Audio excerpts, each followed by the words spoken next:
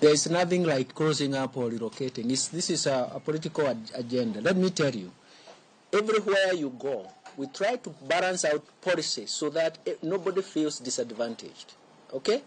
That is a hearsay that you're talking about. Let me tell you, there is nowhere in Kenya that you have raised taxes to the point where farms can close down.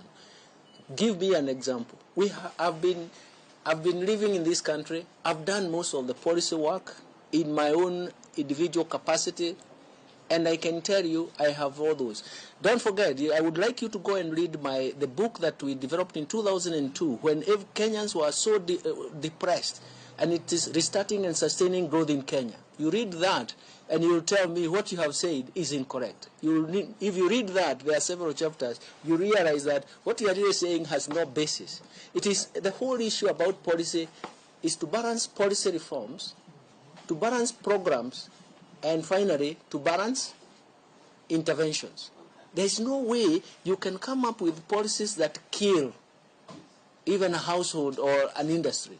So let's move away from those points that have no even relevance, because it's not true. Who would want to do that? For example, East African packaging industries. That they have their own internal problems, my friend. You know, if you fail to compete in the world today, you cannot survive. Are we together? Let's not start another, because I can give you that lecture until cows come home. Huh?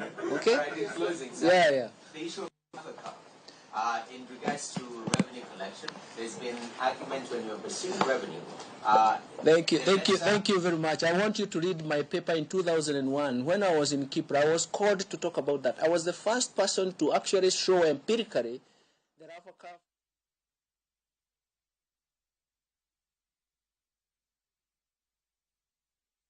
Mano en jatend migawo mar omenda Ngire Njuguna Ndung'u kaloso